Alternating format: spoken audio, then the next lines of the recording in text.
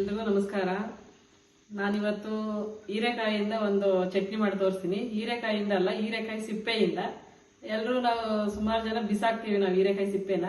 ಅದನ್ನ ಬಳಸ್ಕೊಂಡು ಒಂದು ಒಳ್ಳೆ ಚಟ್ನಿ ಮಾಡೋಣ ಬನ್ನಿ. ತುಂಬಾ ಆರೋಗ್ಯಕ್ಕೂ ಒಳ್ಳೆಯದು, ಬಾಯಿಗೂ ಒಳ್ಳೆ ರುಚಿ ಕೊಡುತ್ತೆ, ತುಂಬಾ ಟೇಸ್ಟಿ ಆಗಿರುತ್ತೆ. ಹೇಗೆ ಮಾಡೋದು ಅಂತ ತೋರಿಸ್ತೀನಿ ಬನ್ನಿ. ಮೊದಲಿಗೆ ಬೇಕಾಗಿದ್ದು ಹೀರೆಕಾಯಿ ಸಿಪ್ಪೆ ತಕೊಂಡು ವಾಶ್ ಮಾಡ್ಕೊಂಡು ಸ್ವಲ್ಪ ಡ್ರೈ ಮಾಡಕ್ಕೆ ಬಿಟ್ಬಿಟ್ಟು ಇಟ್ಕೊಂಡಿದ್ದೀನಿ. ಒಂದು 5-6 ಹಸಿಮೆಣಸಿನ್ಕಾಯಿ ಬೇಕು, ಕರಿಬೇವಿನ ಸೊಪ್ಪು, ಕೊತ್ತಂಬರಿ ಸೊಪ್ಪು, ಸ್ವಲ್ಪ ಜೀರಿಗೆ, ಒಂದು ಸ್ವಲ್ಪ ಬೆಳ್ಳುಳ್ಳಿ, ಒಂದು ಗೆಡ್ಡೆಯಷ್ಟು ಬೆಳ್ಳುಳ್ಳಿ ತಗೊಂಡಿದ್ದೀನಿ, ಒಂದು 2 ಸ್ಪೂನಷ್ಟು ಕಡಲೆಬೇಳೆ ಮತ್ತು ಸ್ವಲ್ಪ ಹುಣಸೆಹಣ್ಣು, ರುಚಿಗೆ ತಕ್ಕಷ್ಟು ಉಪ್ಪು ಬೇಕಾಗುತ್ತೆ. ಹೇಗೆ ಮಾಡೋದು ಬನ್ನಿ ತೋರಿಸ್ತೀವಿ. ಈಗ ಒಂದು ಪಾತ್ರೆ ಇಟ್ಕೊತೀನಿ. ಪಾತ್ರೆಗೆ ಒಂದು 2 ಸ್ಪೂನ್ ತುಪ್ಪ ಹಾಕೋಣ. ತುಪ್ಪದಲ್ಲಿ ಹುರ್ಕೊಂಡ್ರೆ ಹೀರೆಕಾಯಿ ಸಿಪ್ಪೆ ತುಂಬ ಚೆನ್ನಾಗಿರುತ್ತೆ. ಹೀರೆಕಾಯಿನಲ್ಲೂ ಇದೇ ಬಜ್ಜಿ ಮಾಡ್ತಾರೆ ಚಟ್ನಿನ. ಸಿಪ್ಪೆ ವೇಸ್ಟ್ ಹಾಕೋ ಬದಲು ಒಂದು ಚಟ್ನಿಯಲ್ಲಿ ಮಾಡ್ಬೋದು, ತುಂಬ ಚೆನ್ನಾಗಿರುತ್ತೆ. ತುಪ್ಪದಲ್ಲಿ ಹುರಿಯೋದ್ರಿಂದ ತುಂಬ ಚೆನ್ನಾಗಿರುತ್ತೆ ಟೇಸ್ಟು. ಮಾಡ್ತಿರ್ಬೇಕಾದ್ರೆ ಅಷ್ಟು ಘಮ ಘಮ ಅಂತಿರುತ್ತೆ ಚಟ್ನಿ. ಕಲರ್ ತುಂಬ ಫುಲ್ಲು ಶೇಡ್ ಆಗಬೇಕು, ಅದು ಫುಲ್ಲು ಕಲರ್ ಚೇಂಜ್ ಆಗಬೇಕು, ಗ್ರೀನ್ ಕಲರ್ ಹೋಗಿ ಎಲ್ಲ ಒಂಥರ ಕಲರ್ ಆಗುತ್ತೆ. ಅದು ಫುಲ್ಲು ತುಪ್ಪದಲ್ಲೇ ಸ್ವಲ್ಪ ಚೆನ್ನಾಗಿ ಫ್ರೈ ಆಗಲಿ. ಅದಕ್ಕೊಂದು 5-6 ಹಸಿಮೆಣಸಿನ್ಕಾಯಿ ಹಾಕಿದ್ದೀನಿ. ನಿಮಗೆ ಖಾರಕ್ಕೆ ತಕ್ಕನಾಗ ಹಾಕ್ಕೊಳ್ಳಿ, ಖಾರ ನೋಡ್ಕೊಂಡು ಹಾಕ್ಕೊಳ್ಳಿ. ಆಮೇಲೆ ನಾನು ನಮ್ಮ ಮನೆಗೆ ಎಷ್ಟು ಬೇಕೋ ಅಷ್ಟು ಹಾಕ್ಕೊಂಡಿದ್ದೀನಿ. ತುಂಬ ಚೆನ್ನಾಗಿ ಹುರ್ಕೊಬೇಕು ಇದು, ಇಲ್ಲಾಂದರೆ ಅಷ್ಟು ಟೇಸ್ಟ್ ಬರೋಲ್ಲ ಚಟ್ನಿ.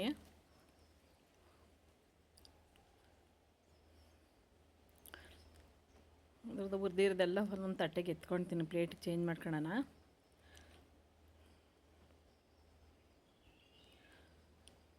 ಅದಕ್ಕೆ ಒಂದು 2 ಸ್ಪೂನಷ್ಟು ಕಡಲೆಬೇಳೆ ಹಾಕ್ಕೊಂಡಿದ್ದೀನಿ. ಅದು ಬೇಕು ಅಂದರೆ ತುಪ್ಪದಲ್ಲೇ ಹುರ್ಕೊಂಡು ಚೆನ್ನಾಗಿರುತ್ತೆ. ನಾನು ಇನ್ನೂ ಬಾಣಲೆ ಸ್ವಲ್ಪ ಇರುತ್ತೆ ತುಪ್ಪ, ಅದರಲ್ಲೇ ಹುರ್ಕೊತಾ ಇದ್ದೀನಿ. ಇದು ಅಷ್ಟೇ, ಫುಲ್ ಕಲರ್ ಚೇಂಜ್ ಆಗಬೇಕು, ಹಸ್ಕಸ್ಕು ವಾಸನೆ ಎಲ್ಲ ಹೋಗಬೇಕು, ಘಮ ಬರಬೇಕು. ಹುರಿಯೋದ್ರೂ ಕಡಲೆಬೇಳೆ ಚೆನ್ನಾಗಿ ಹುರ್ಕೊಬೇಕು. ಕೆಂಪಾಳೆ ಸಿಮ್ಮಲ್ಲಿ ಇಟ್ಕೊಳ್ರಿ, ಗ್ಯಾಸ್ನ ಸಿಮ್ಮಲ್ಲಿ ಇಟ್ಕೊಂಡು ಹುರ್ಕೊಬೇಕು. ಅದು ಕೆಂಪು ಕಲರ್ ಚೇಂಜ್ ಆಗಬೇಕು, ತುಂಬ ಚೆನ್ನಾಗಿರುತ್ತೆ. ಕರಿಬೇವಿನ ಸೊಪ್ಪು ಹಾಕ್ತಾಯಿದ್ದೀನಿ, ಒಂದು 5-6 ಎಲೆ. ಇದು ಆಪ್ಷನ್ನು, ಬೇಕಾದ್ರೆ ಹಾಕೊಬೋದು, ಬೇಡ ಅಂದರೆ ಏನು ಬೇಡ. ನಾವು ಚಟ್ನಿಗಳಿಗೆ ಆಲ್ಮೋಸ್ಟ್ ನಾವು ಕರಿಬೇವಿನ ಸೊಪ್ಪು ಬಳಸ್ತೀವಿ ಒಂದು ಸ್ವಲ್ಪ. ಈಗ ಇದೆಲ್ಲ ಒಂದು ಬೆಳ್ಳುಳ್ಳಿ, ಸ್ವಲ್ಪ ಜೀರಿಗೆ, ಒಂದು ಅರ್ಧ ಸ್ಪೂನ್ ಜೀರಿಗೆ, ಹುಣಸೆಹಣ್ಣು, ಒಂದು ಅರ್ಧ ಕಪ್ ಕಾಯಿ, ಕೊತ್ತಂಬರಿ ಸೊಪ್ಪು ಎಲ್ಲ ಮಿಕ್ಸಿಗೆ ಹಾಕೊತಾ ಇದ್ದೀನಿ. ಜೀರಿಗೆ ಎಲ್ಲ ಸೇರಿ, ಜೀರಿಗೆ ಎಷ್ಟು ಜಾಸ್ತಿ ಏನು ಹಾಕ್ಬೇಡ್ರಿ, ಅದು ಜಾಸ್ತಿ ಸ್ಮೆಲ್ ಬರಬಾರ್ದು, ಚೆನ್ನಾಗಿರಲ್ಲ. ಸ್ವಲ್ಪ ಒಂದು ಅರ್ಧ ಸ್ಪೂನಷ್ಟು ಹಾಕೊಳ್ಳಿ ಸಾಕು. ಇದೆಲ್ಲ ಸೇರಿಸ್ಬಿಟ್ಟು ಹಾಕ್ಬಿಟ್ಟು ಒಂದು ನುಣ್ಣಗೆ ಮಿಕ್ಸಿ ಗ್ರೈಂಡ್ ಮಾಡ್ಕೊಳ್ಳೋಣ.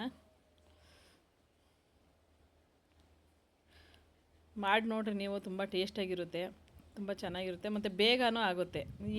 ಏನಪ್ಪ ಮಾಡೋದು ಅನ್ನೋವಾಗಿ ಏನಾದರೂ ಒಂದು ತರಕಾರಿ ಇಲ್ಲ ಅಂತಂದರೆ ಮಾಡ್ಬೋದು.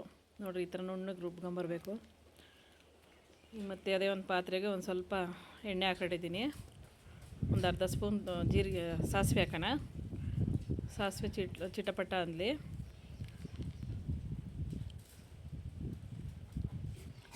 ಸ್ವಲ್ಪ ಹಿಂಗೆ ಹಾಕೋಣ,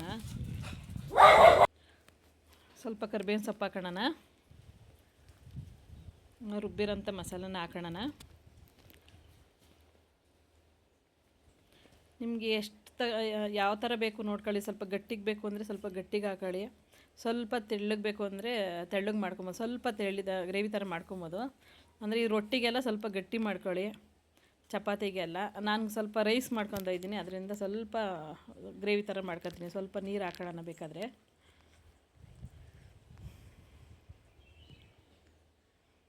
ಇಷ್ಟಾದರೂ ಸಾಕು, ಸ್ವಲ್ಪ ಬೇಕು ಅಂದರೆ ನೀರು ಹಾಕೊಬೋದು.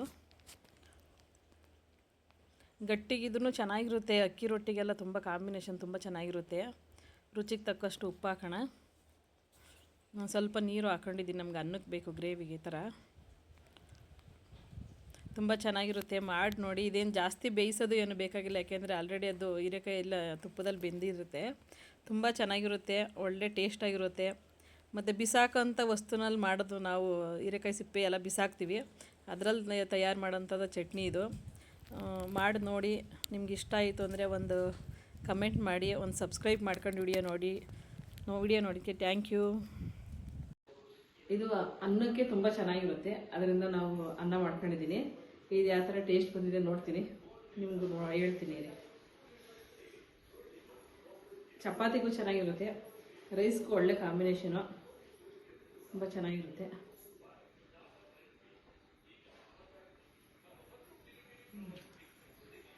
ತುಂಬ ಚೆನ್ನಾಗಿದೆ, ಆರಾಮ ಮಾಡ್ಕೊಂಡು ತಿನ್ಕೊಬೋದು.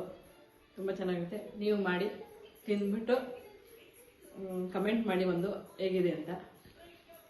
ಸಬ್ಸ್ಕ್ರೈಬ್ ಮಾಡ್ಕೊಂಡು ವಿಡಿಯೋ ನೋಡಿ. Thank you.